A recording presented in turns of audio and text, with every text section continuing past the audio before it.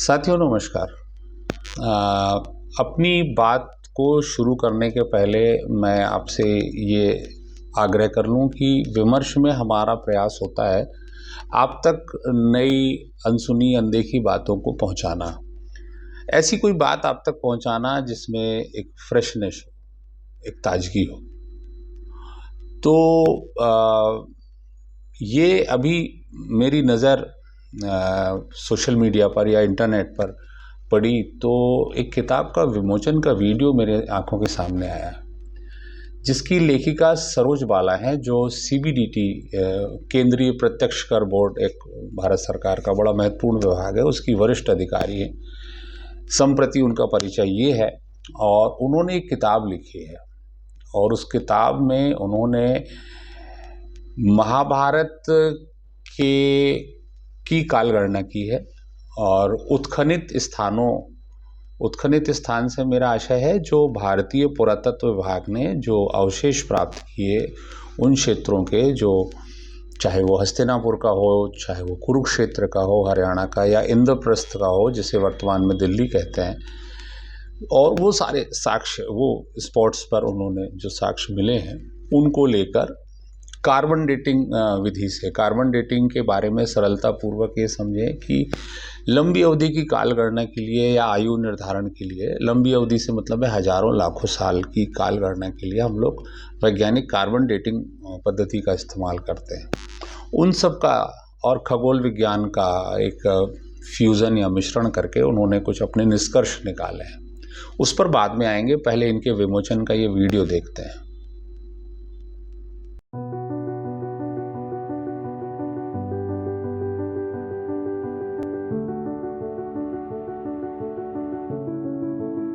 सबसे पहले आरती जी को कि वो हमारी माननीय सोनल मानसिंह जी का फूलों से और एक किताब देकर स्वागत करें। उसके बाद में मैडम शीतल जी को गुजारिश करूँ कि वो आरती जी से बात गुजारिश की, क्योंकि शब्द ही हमारे फूल होते हैं। शीतल जी से बात फिर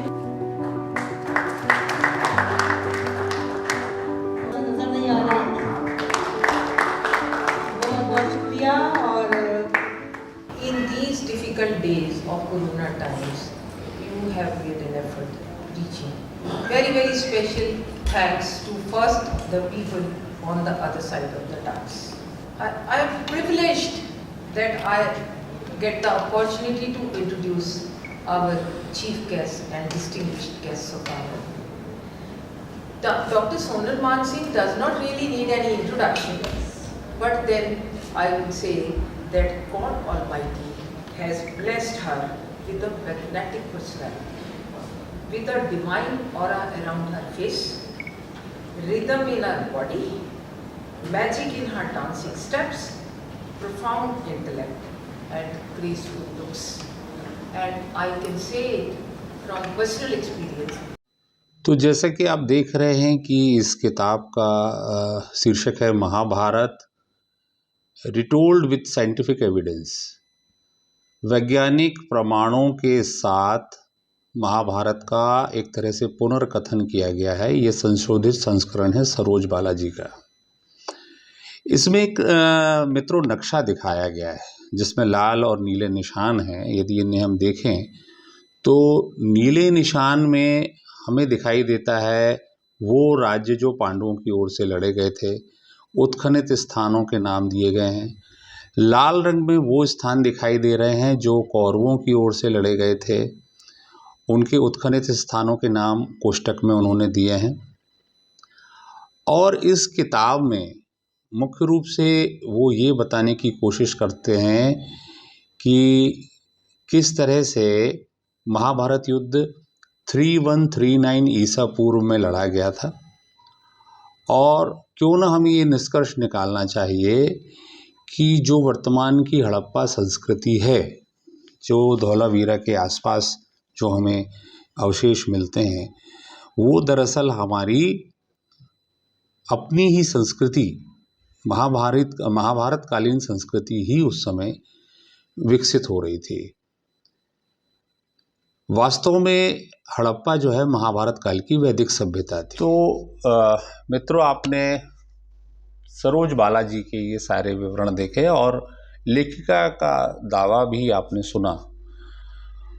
उनका मानना है कि जिसे हम हड़प्पा संस्कृति मानकर एक भिन्न अध्याय के रूप में वहाँ के निवासियों या नागरिकों को एक अलग स्रोत से आया हुआ मानकर, जिसके संबंध में इतिहासकार बहुत सारी नोरा पुष्टि करते हैं आदि करते हैं, तो वो दरअसल हड़प्पा जो संस्कृति है वो महाभारत कालीन संस्कृति है। ये लेखिका का निष्कर्ष या उनका दावा है।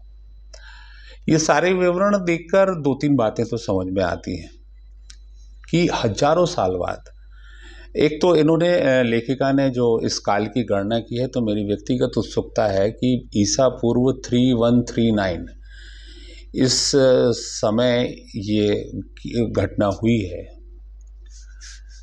तो मैं बिल्कुल इस बात का अध्ययन करके इससे संतुष्ट होना चाहूँगा कि क्या ये दावा सही है या नहीं। दूसरी बात यह है कि लेखिका को लगातार अपने 2 प्रकाशक बदलने पड़े, दूसरा एडिशन संशोधित निकालना पड़ा, तो ये बताता है कि लोगों की अपार उत्सुकता है इस बात को जानने में कि महाभारत जो है वो दरअसल सिर्फ एक वेद व्यास के द्वारा संस्कृत में लिखित महाकाव्य मात्र है या उसमें ऐतिहासिकता भी छुपी हुई है। फिर विज्ञान से प्रेम करने वाले लोगों को इस बारे में बराबर संदेह बना रहता है कि इसमें बहुत सारी बातें अतिरेकपूर्ण दिखाई देती हैं, थोड़ी सी अतिरंजनापूर्ण दिखाई देती हैं, अतिशयोक्तिपूर्ण दिखाई देती हैं। तो क्या ऐसा हुआ है या नहीं हुआ है, क्योंकि हमारे पास जानने का एकमात्र स्रोत वो महाभारत के अलावा कुछ है नहीं। तो आर्कियोलॉजिकल ऑफ इंडिया, भारतीय पुरातत्व विभाग द्वारा जो उत्खनित स्थान है उनके अवशेषों को लेकर और एक साइंटिफिकली रिसर्च बेस जो काम इन्होंने किया है, इस बात की तो बिल्कुल तारीफ की जानी चाहिए। और एक समग्र बात, इस बात को ख़त्म किया जा सकता है, एक समग्र बात पता चलती है कि अभी भी स्कॉलर्स के लिए, स्टूडेंट्स के लिए, इतिहासकारों के लिए महाभारत जो है वो एक अपार विराट जिज्ञासा का, कौतूहल का विषय बना हुआ है।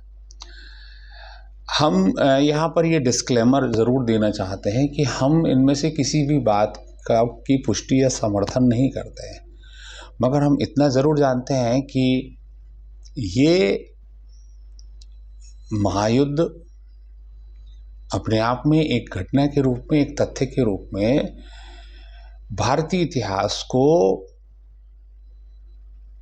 कहीं ना कहीं अपने पूरे विस्तार से, अपने पूरी घटनाओं का जो पुंज है, ये अपने आप में ये पूरा मामला प्रभावित तो निश्चित रूप से करता है। तो इस संबंध में जो भी और अपडेट हमें मिलता है हम आप तक पहुंचाएंगे। आशा करता हूं कि ये जानकारी, ये नई किताब के विषय में जो निष्कर्ष हैं, और ये बहुत बड़ा निष्कर्ष है, मतलब पहला निष्कर्ष महाभारत की कालगणना और दूसरा निष्कर्ष कि दरअसल हड़प्पा की जो संस्कृति है वही महाभारत की संस्कृति है, इज इक्वल टू, बराबर जो ये किया गया है, ये दोनों निष्कर्ष बहुत ही असाधारण है। इस पर बहस होनी चाहिए, इस पर विद्वानों को चर्चा करनी चाहिए, और हम सभी लोगों को इस बात पर आत्मगौरव का अनुभव करना चाहिए कि एकेडमिक लोगों में, एकेडमिक वर्ल्ड में, रिसर्च की दुनिया में ये मामला अभी भी एक बहुत बड़ा क्वेश्चन मार्क तो बना हुआ है। नमस्कार।